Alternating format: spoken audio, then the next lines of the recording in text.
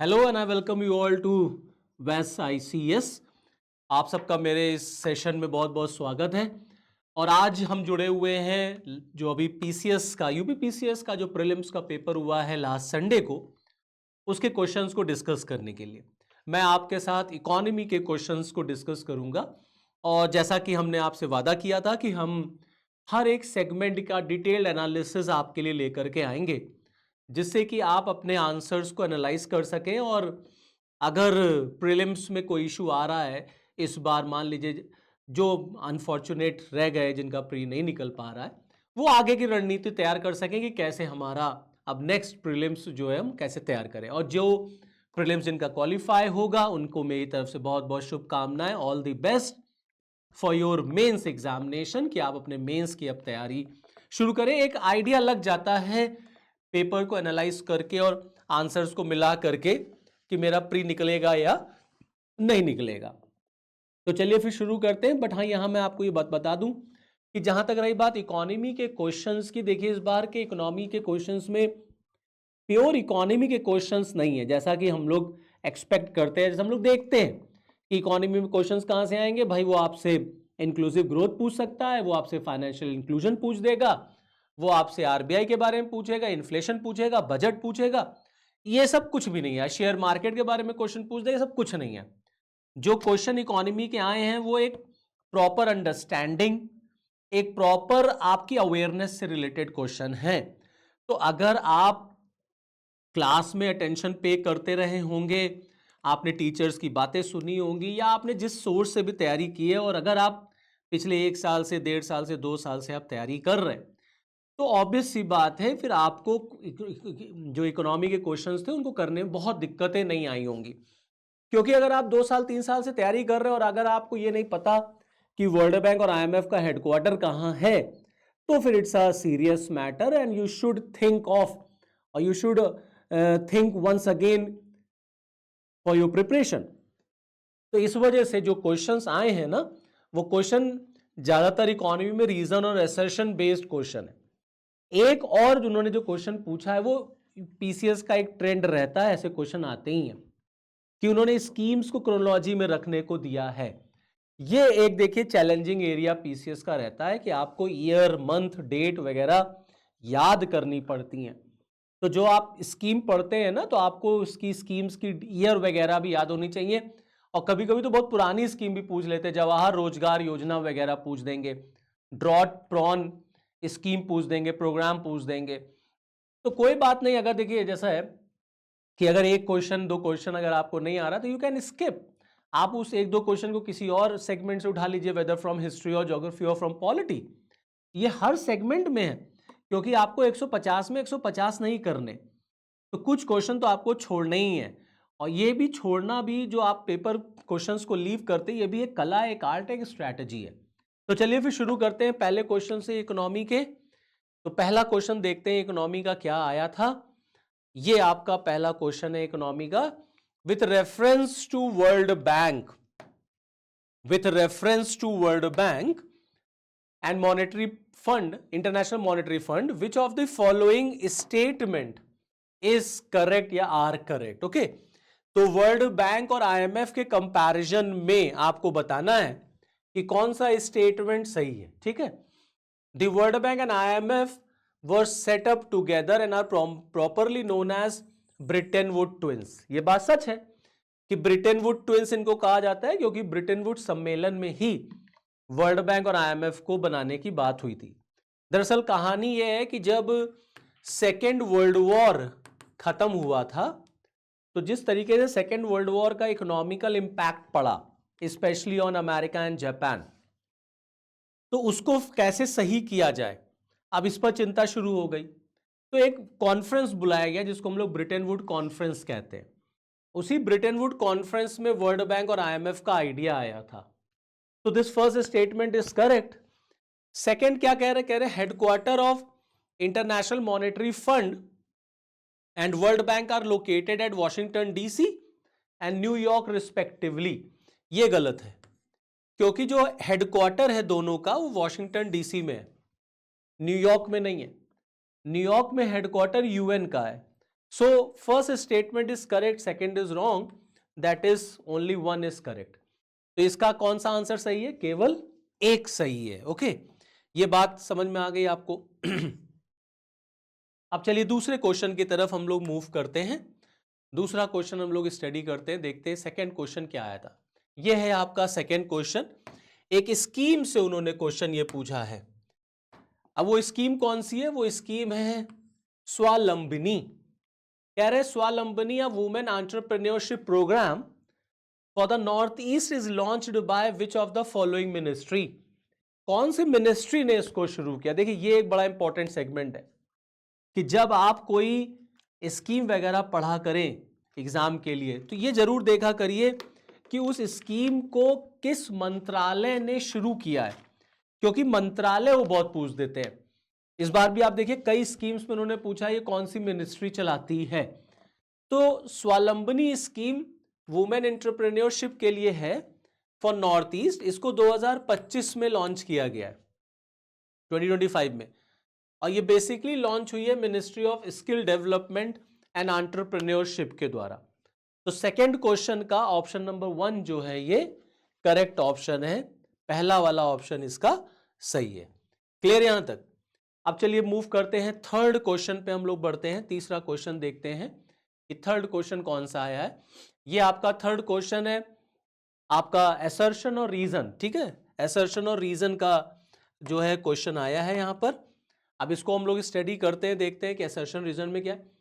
Given below are two statements, now you have to find out which option is correct. Assertion कह रहे हैं sustainable development should take place without damaging the environment and development in the present time should not compromise with the need of the future generation.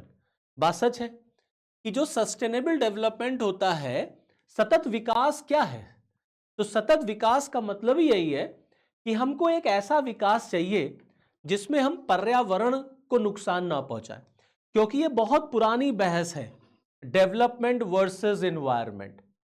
हमको metro चाहिए, metro is required for development, but metro के नाम पर क्या हम deforestation करेंगे? नहीं. आप समझ रहे हैं? तो आपको एक बैलेंस मेंटेन करके चलना पड़ता है. So no that is known as sustainable development. हमें एक ऐसा विकास चाहिए जो सतत रहे, जो सस्टेन करे for a longer period, for a longer duration. तो sustainable development should take place without damaging the environment. Yes, correct. And development in the present time should not compromise with the need of the future generation. आज की जो generation है उसे आने वाली generation के लिए भी चीजों को छोड़ के जाना होगा. आप पानी का इस्तेमाल, आप कोयले का इस्तेमाल, आप पर्यावरण प्रकृति का इस्तेमाल इतना गलत ना करिए कि भविष्य में जो जनरेशन आए उसके लिए यहां पर कुछ ना बचे. तो इसका मतलब है दिस असर्शन इज करेक्ट. ये सही है असर्शन. रीजन क्या कह रहे हैं? Agenda 21 was signed by world leader in 1995. तो एजेंडा 21 वॉज साइंड लिखा है, it was not signed. It was implemented in 1995. It was signed in 1992. Okay. And Agenda 21 is related to sustainable development.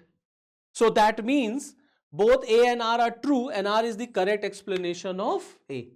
इसका मतलब है इसका आंसर A जो है वो सही हो गया. Got the point? Clear?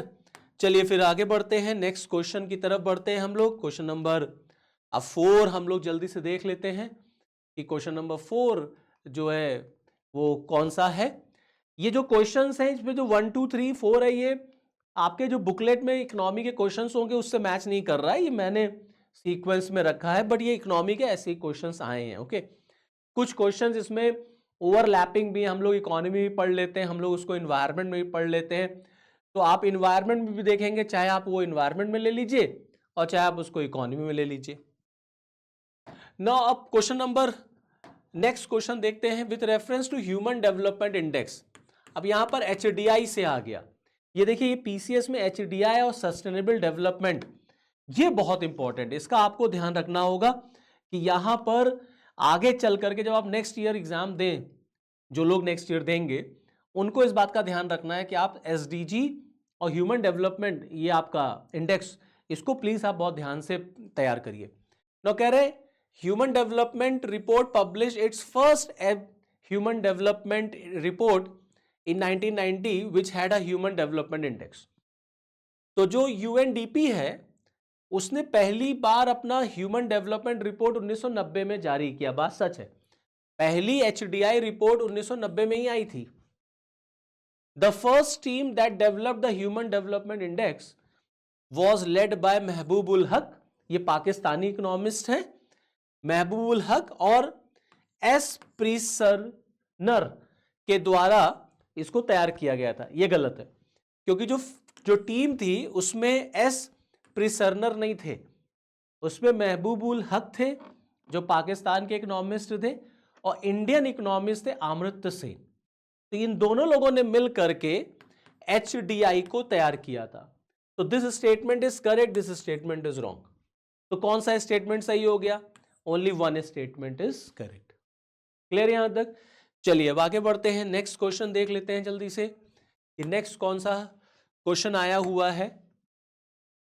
Now next question match the column है, ये देखिए एसडीजी से आ गया, सस्टेनेबल डेवलपमेंट गोल का क्वेश्चन है, ये एसडीजी का क्वेश्चन है। मैंने आपसे कहा कि एसडीजी जो है वो पीसीएस के एग्जाम के लिए बड़ा इंपॉर्टेंट है।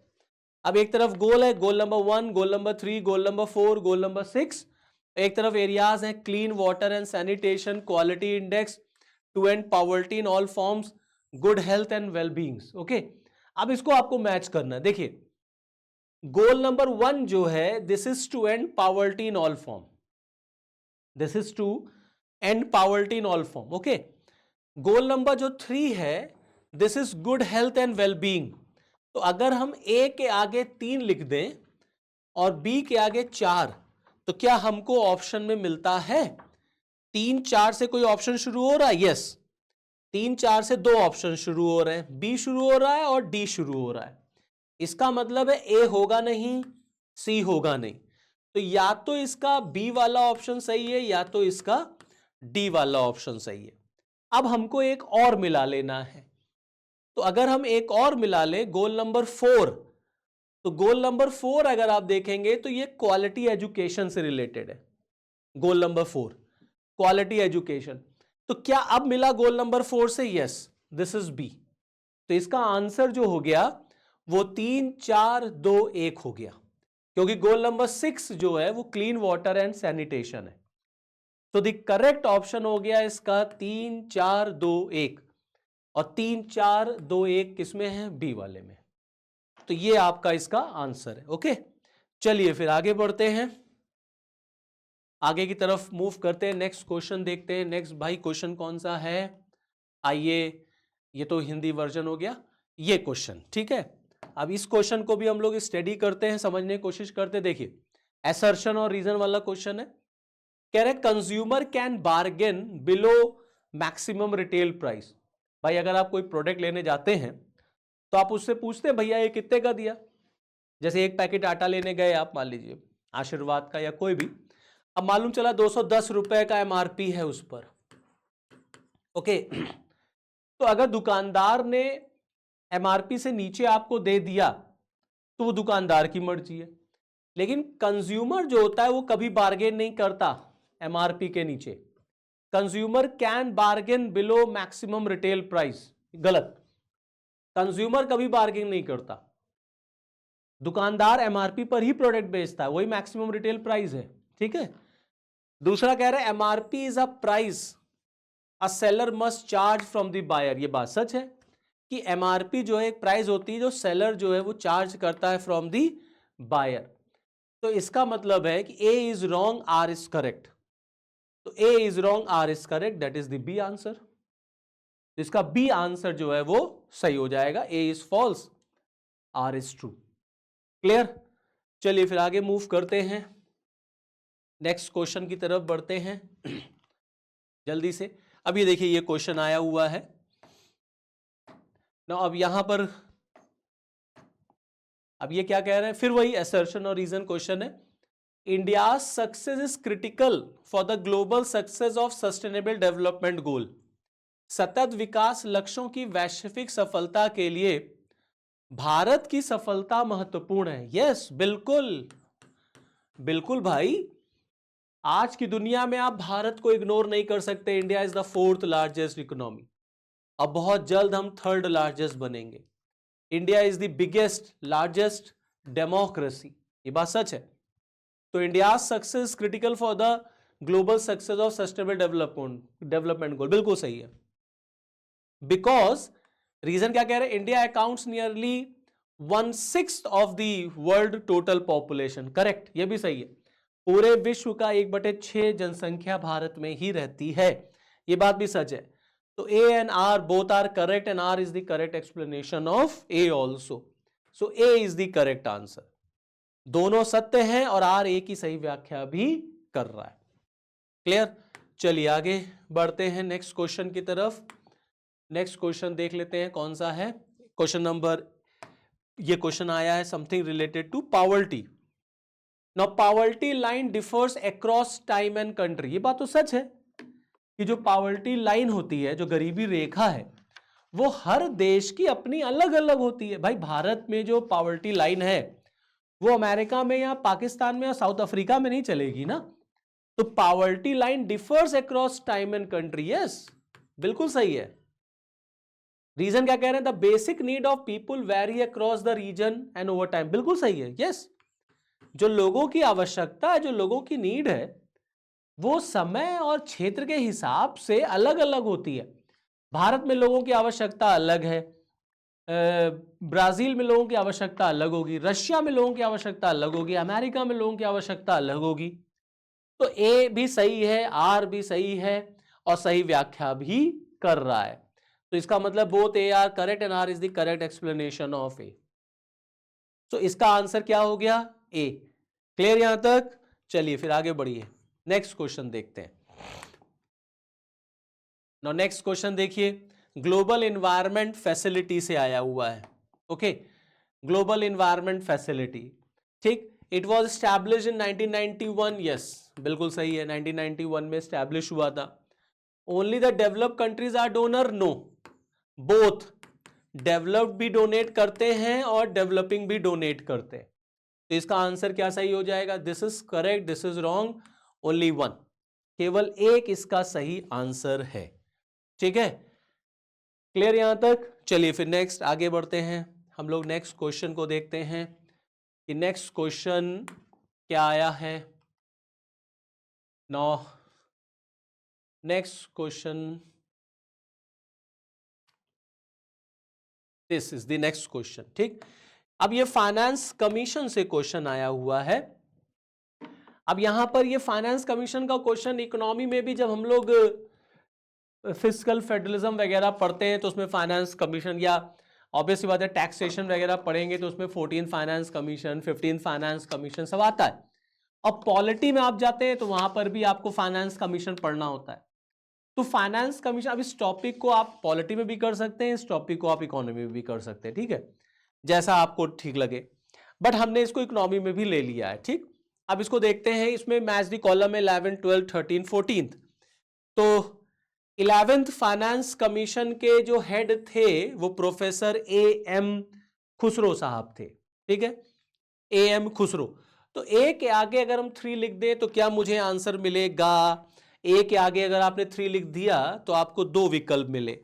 इसका मतलब है ए और बी इसका विकल्प नहीं होगा, या तो इसका विकल्प सी सही होगा या तो इसका विकल्प डी सही होगा। ठीक है, फिर 12th फाइनेंस कमीशन के जो हेड थे वो सी रंग राजन साहब थे।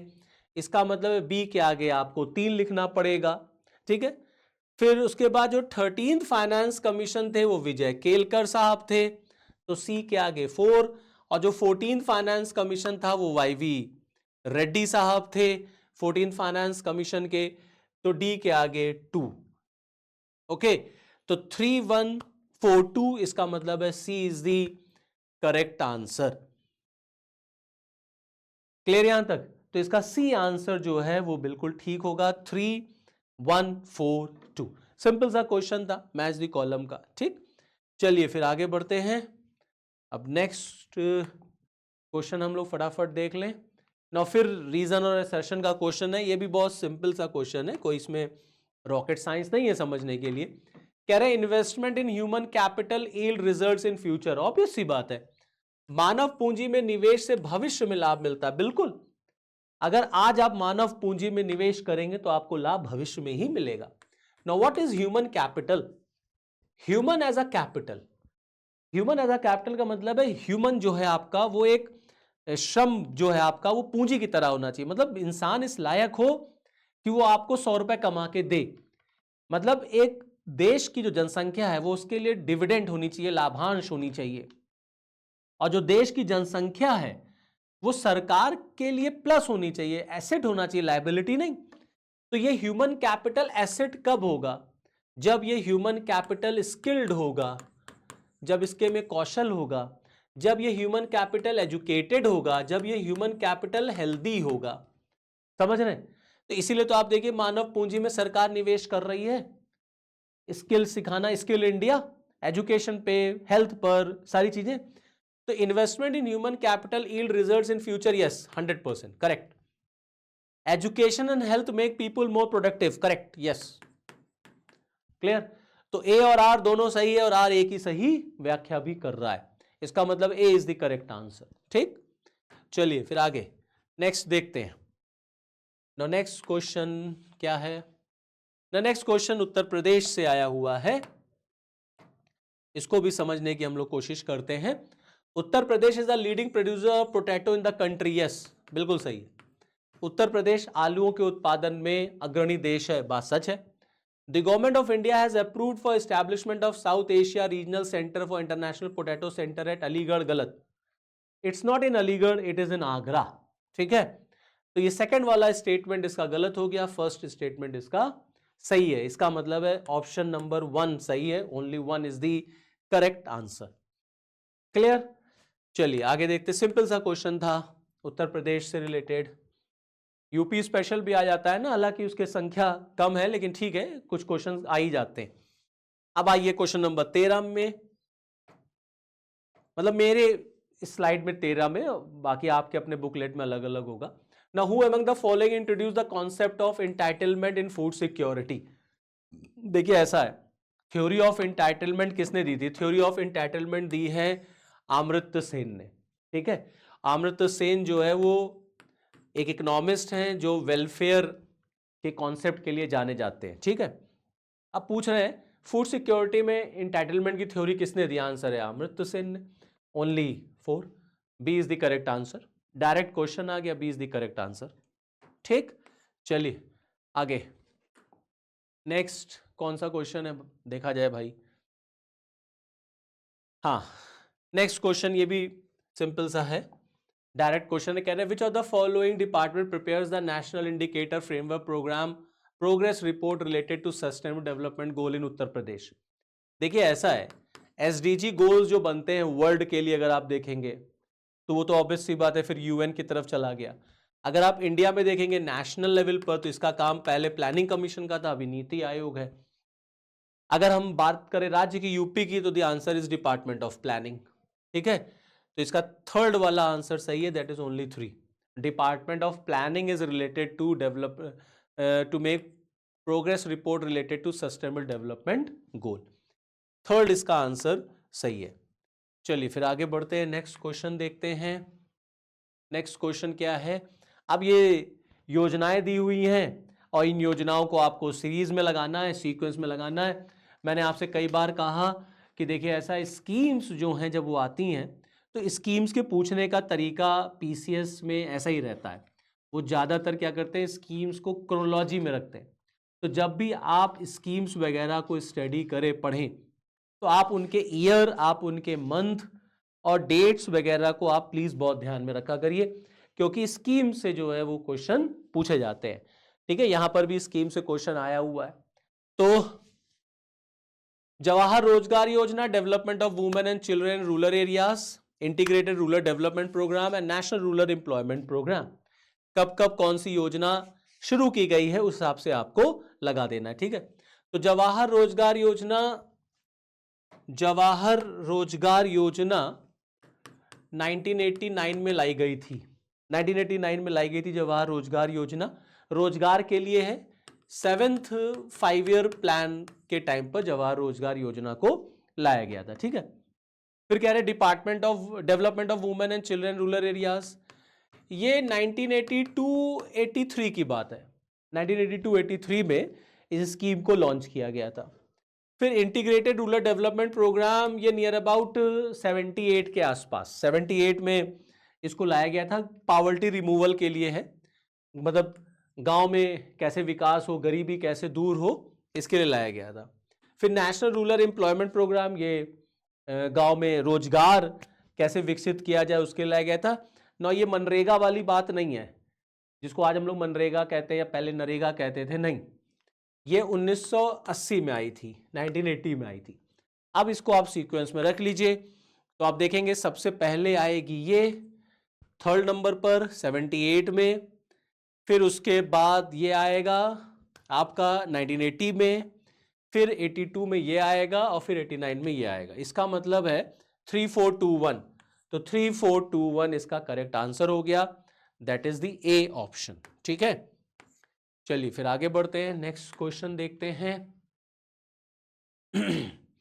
अब नेक्स्ट क्वेश्चन आ गया लाइफ से। अब ये भी एक तरीके से आप समझ सकते हैं, कह सकते हैं कि ये इन्वायरमेंट से क्वेश्चन है, बट कभी कभी जैसे हम लोग जब क्लास में सस्टेनेबल डेवलपमेंट पढ़ाते हैं, इंक्लूसिव ग्रोथ पढ़ाते हैं, तो उसमें हम इन्वायरमेंट के भी टॉपिक्स को टच करते हैं। तो जैसे लाइफ स्कीम है, अब ये life that is life style for environment, तो life style for environment government of India की एक स्कीम है, ठीक है। उससे रिलेटेड आपसे पूछा है, कह रहे इट वाज लॉन्च इन जून 2022, गलत, 2022 में नहीं 21 में इसको लॉन्च किया गया था। फिर कह रहे it was launch the idea was proposed at COP 25, गलत, it was idea was given in COP 26।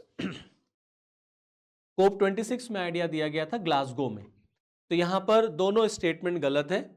इसका मतलब है नाइदर 1 नॉर 2 इसका आंसर सही होगा, तो इस क्वेश्चन का बी वाला ऑप्शन जो है वो सही है। चलिए फिर आगे बढ़ते हैं, नेक्स्ट की तरफ चलते हैं हम लोग। ये क्वेश्चन, अब ना ये क्वेश्चन बहुत सिंपल सा है, डायरेक्ट क्वेश्चन है। कह रहे global wage report 24-25 was released by which of the following organization, तो इंटरनेशनल लेबर ऑर्गेनाइजेशन, ILO इसको जारी करता है, इसको ध्यान रखिएगा, ठीक है। तो ये आपका आंसर हो गया। चलिए आगे, अब देखिए फिर वही कि कौन सी कमेटी पॉवर्टी पर कब बनी थी, कैसे क्या था। तो मैंने आपको बताया है कि आप इस क्वेश्चंस को करते हैं जब, तो आपको ईयर्स वगैरह जो है वो ध्यान होने चाहिए, ठीक है। कि कौन सी जो रिपोर्ट है, कमेटी है, वो कब इस्टेब्लिश की गई थी, कब बनाई गई थी। तो जैसे पॉवर्टी आप पढ़ रहे हैं, मान लीजिए पॉवर्टी का टॉपिक है या एम्प्लॉयमेंट का टॉपिक है या स्कीम का टॉपिक है, तो जब आप कमिटीज़ वगैरह देखते हैं तो कमिटीज़ का ना ईयर भी आप ज़रूर देख लिया करिए कि वो कौन से ईयर में वो कमिटी जो है वो बनाई गई थी, क्योंकि सीक्वेंस में रखने को कमिटीज़ भी आ जाती हैं, ठीक है। तो जैसे लकड़ वाला कमेटी है आपका, है ना, रंगराजन है, तेंदुलकर है, और उसके बाद डांडेकर और रथ कमेटी है, ठीक। तो इसमें देखिए सबसे पहले बनी थी डांडेकर और रथ कमेटी, ये बनी थी 1971 के अप्रॉक्स, ठीक है। लकड़ वाला कमेटी बनी थी 1993 के अप्रॉक्स, ये 1993 की बात है। रंगराजन कमेटी बनी थी 2012 के आसपास, 2012 के आसपास की बात है, और तेंदुलकर कमेटी बनी थी 2005 में, ठीक। अब इसको आप ऐसे सीक्वेंस में रख लीजिए, तो आप देखेंगे सबसे पहले आएगा 4 हो गया, सबसे पहले 4 हो गया, ये पहला नंबर पे आ जाएगा। इसके बाद आपका 1 आएगा, ये दूसरे नंबर पे आ जाएगा, फिर आपका ये 3 आएगा, और फिर ये 4 आएगा, ठीक है।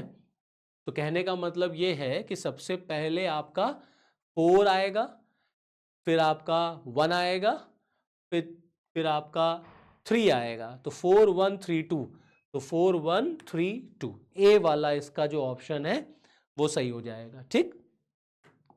चलिए फिर आगे बढ़ते हैं, नेक्स्ट क्वेश्चन की तरफ मूव करते हैं। देखें और क्या क्वेश्चन आया हुआ है इकोनॉमी से। देखो ये भी क्वेश्चन इकोनॉमी से आपका वही सीक्वेंस रखने को आ गया कि कौन सी योजना कब जो है वो आप मतलब इशू की गई है, जैसे Atal mission for rejuvenation, okay, Atal mission for rejuvenation, फिर उसके बाद Jawaharlal Nehru national urban renewal mission, फिर जल जीवन मिशन, और फिर national urban housing and habitat policy.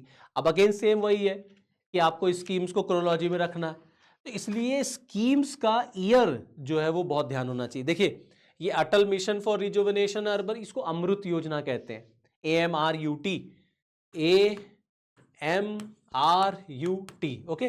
तो जब प्राइम मिनिस्टर साहब आए, मोदी साहब आए, तो Atal mission for rejuvenation urban transformation, शहरों का कायाकल्प करने के लिए इसको स्कीम को लॉन्च किया गया। 500 सिटीज को इसमें सेलेक्ट किया गया था जहां पर यह योजना इंप्लीमेंट की गई। तो अटल मिशन जो चला ये 2015 में चला, और जब डॉक्टर मनमोहन सिंह की सरकार थी यूपीए की, तो शहरों के रिन्यूअल के लिए Jawaharlal Nehru urban renewal mission चला करती थी, ठीक है, ये 2005 की बात है।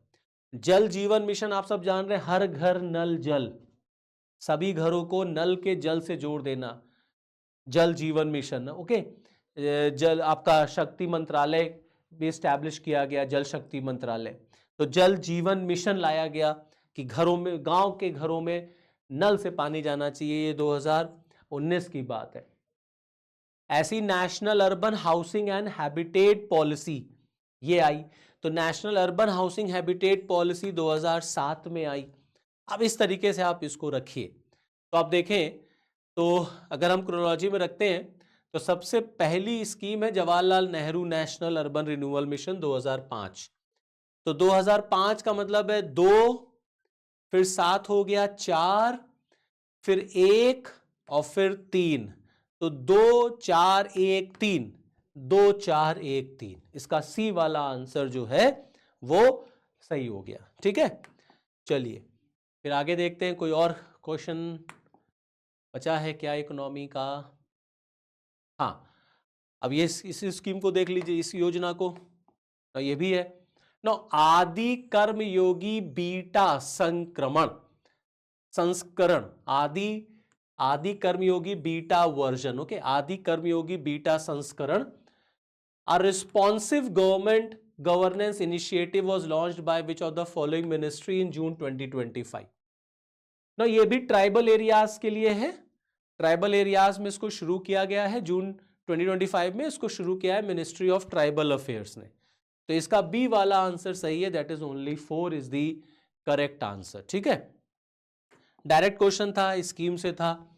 तो इकोनॉमी में ना स्कीम वगैरह से क्वेश्चन बहुत आते हैं, इसलिए स्कीम वगैरह आप प्लीज बहुत ध्यान से उसको तैयार किया करिए।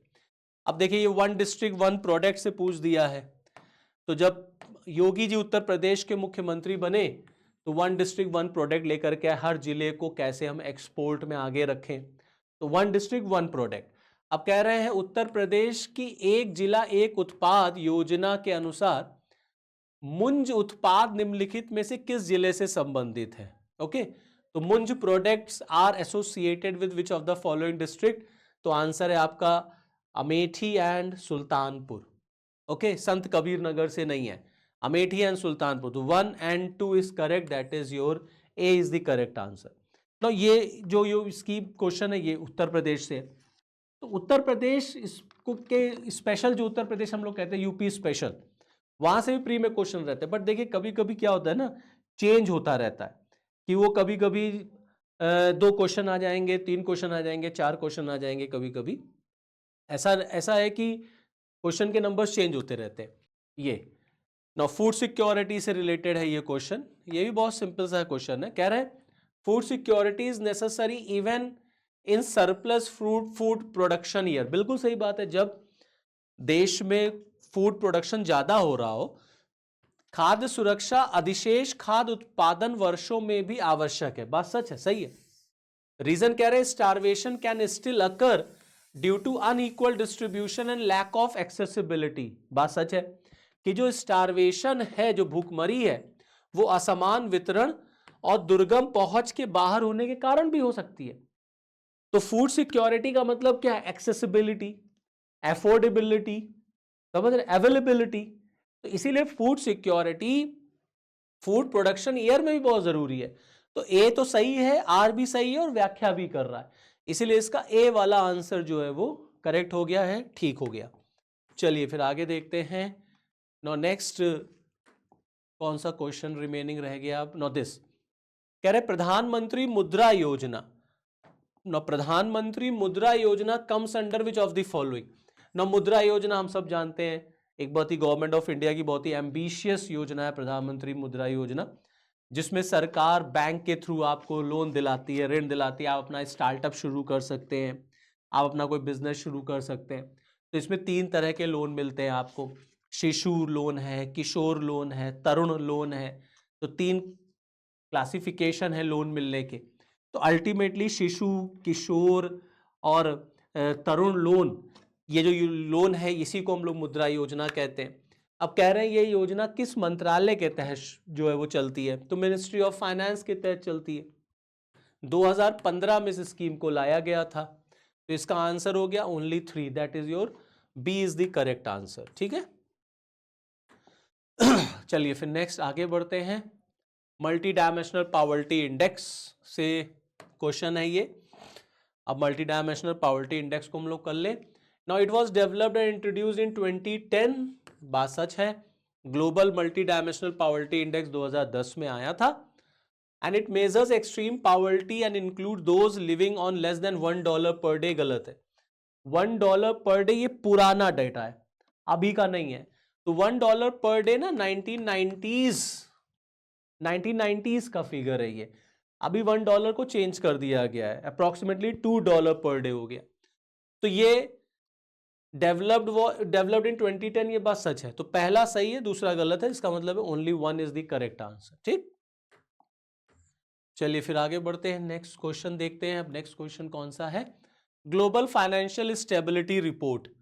Now global financial stability report is released by which of the following. तो global financial stability report IMF जारी करता है, इंटरनेशनल मॉनेटरी फंड। ठीक है, इसमें कुछ बहुत ज्यादा एक्सप्लेनेशन रिक्वायर्ड नहीं है। तो इसका आंसर ए होगा, केवल ए सही है, only 1 is the correct. Now question number 26, इसमें देख लेते हैं। कह रहे हैं which of the following is or are not a dimension of food security. खाद्य सुरक्षा में कौन सा आयाम नहीं है? तो अभी मैंने जस्ट आपको बताया था, food security includes availability, accessibility, affordability. Okay, accountability नहीं है उसमें। तो इसका आंसर कौन सा नहीं है पूछा है ना, तो only 4 is the correct answer. ठीक, अवेलेबिलिटी, एक्सेसिबिलिटी, अफोर्डेबिलिटी तो है। चलिए फिर आगे बढ़ते हैं, नेक्स्ट आते हैं नेक्स्ट क्वेश्चन की तरफ। इसको क्रोनोलॉजी में रखना है। कह रहे हैं इसको आप food for work programme, community development programme, TRYSEM और ड्रॉट प्रॉन एरिया, इसे आप सीक्वेंस में रखें। तो देखिए फिर एक क्वेश्चन आ गया जिसको आपको क्रोनोलॉजी में रखना है। तो इसका मतलब है कि स्कीम का ईयर, स्कीम को क्रोनोलॉजी में रखना, ये पीसीएस का एक बहुत ही फेवरेट एरिया है। इसलिए जब भी स्कीम पढ़नी है, स्कीम्स की ईयर, मंथ याद रखना है। केवल ईयर ही नहीं याद रखना है, उसका मंथ भी देखना है। कभी कभी क्या होता है, मंथ ऊपर नीचे कर देते हैं, तो आपको मंथ भी पता होना चाहिए कि कौन सी मंथ में कौन सा जो है स्कीम जो है वो इशू किया गया था, जारी किया गया था। ठीक है, तो एक बार मैं क्वेश्चन फिर पढ़ देता हूं अपने इसमें से निकाल के, जस्ट अ मिनट। हाँ, कह रहे हैं निम्नलिखित में से कौन सा योजना है food for work, community development programme and all. अब देखिए कम्युनिटी डेवलपमेंट प्रोग्राम हम लोग जब 5 ईयर प्लान पढ़ते हैं तो उसमें करते हैं कि फर्स्ट 5 ईयर प्लान में 1952 में कम्युनिटी डेवलपमेंट प्रोग्राम शुरू किया गया था। तो अगर हम 2 से पकड़ने की कोशिश करें तो देखिए आप ए और सी तो होगा नहीं, या तो आंसर बी होगा या तो आंसर डी होगा, क्योंकि दोनों में ए 2 जो है वो पहले नंबर पे आ गया। अब इसका मतलब है कोई एक और अगर हमें मिल जाए तो हम कर सकते हैं। अब फूड फॉर वर्क है, ट्राइसेम है और ड्रॉट है। ठीक है, तो फूड फॉर वर्क प्रोग्राम शुरू किया गया था 2001 में, 2001 में ये प्रोग्राम आया था। TRYSEM that is the training for youth, ये रूरल यूथ, ये 79 का है। 1979 में इसको लाया गया था। इसी तरीके से है ड्रॉट प्रॉन एरिया, अब ड्रॉट प्रॉन एरिया 73 74 का है। अब इसको रखने की कोशिश करते हैं। देखिए ये दूसरा हो गया 1952 में पहला, तो 2 को यहां रखा हमने, फिर आया 4, तो 2 4, उसके बाद आएगा 3 और फिर 1। इसका मतलब है डी वाला आंसर इसका सही हो गया। तो डी आंसर इसका जो है वो करेक्ट होगा, 2 4 3 1। ठीक है, चलिए आगे बढ़ते हैं, नेक्स्ट देखते हैं। हाँ, अब ये क्वेश्चन, अब इसमें कह रहे हैं which among the following is not a social indicator of poverty. Social indicator कौन नहीं है पॉवर्टी का? इलिटरेसी है, सेफ ड्रिंकिंग वाटर है, जॉब अपॉर्चुनिटी है, साइज ऑफ हाउस। देखिए जो आदमी गरीब होगा, जो पॉवर्टी होगी, तो जाहिर सी बात है उसके पास इलिटरेसी होगी ही होगी। ठीक है, कम पढ़ा लिखा होगा, पढ़ने लिखने के अवसर उसके पास कम होंगे, भाई पैसा नहीं है, तो ये तो है। जो आदमी गरीब होगा उसके पास सेफ ड्रिंकिंग वाटर, उसको स्वच्छ पीने का जल भी नहीं मिलेगा, ये भी बात सच है, क्योंकि उसका लिविंग स्टैंडर्ड बहुत खराब होगा। जॉब अपॉर्चुनिटी, जाहिर सी बात है जो आदमी गरीब होगा उसके पास रोजगार के अवसर भी कम होंगे, तो ये भी होगा। साइज ऑफ द हाउस जो है, ये घर का आकार, घर का आकार मतलब घर के आकार से हम लोग गरीबी, वो बात ठीक है, ये बात मानते हैं कि भाई जो आदमी गरीब है उसका घर जो है वो बंगले जैसा तो होगा नहीं, वो छोटे ही घर में रह रहा होगा। लेकिन कभी कभी जो मध्यम परिवार है वो भी तो छोटे घर में रह लेता है। तो इसका मतलब ये हो गया कि जो साइज ऑफ द हाउस है ये सोशल इंडिकेटर जो है वो नहीं होगा, will not be a social indicator of poverty. तो इसका बी वाला आंसर जो है वो सही हो जाएगा। क्लियर है? तो आई होप इसका बी आंसर करेक्ट है। चलिए फिर आगे बढ़ते हैं, नेक्स्ट देखते हैं। Okay, so this was the last question, और ये सारे क्वेश्चंस हो गए। तो चलिए फिर इस वीडियो में मुझे दीजिए इजाज़त, और अपने आप को अब नेक्स्ट ईयर के लिए प्रिपेयर करिए। जो लोग भी इस बार के प्रीलिम्स में जिन्हें उम्मीद है कि प्री उनका नहीं निकल पा रहा है ड्यू टू सम रीज़न, तो कोई बात नहीं, there is always a next chance. अब आप नेक्स्ट ईयर के लिए तैयारी करिए, इस प्रीलिम्स के पेपर को देख के अपने आप को तैयार करिए कि कैसे क्वेश्चन आए हैं, हमें किस तरीके से अपनी आगे तैयारी को और धार देने की ज़रूरत है। ठीक है, तो चलिए फिर यहीं के लिए इतना ही। ओके, थैंक यू, जय हिंद।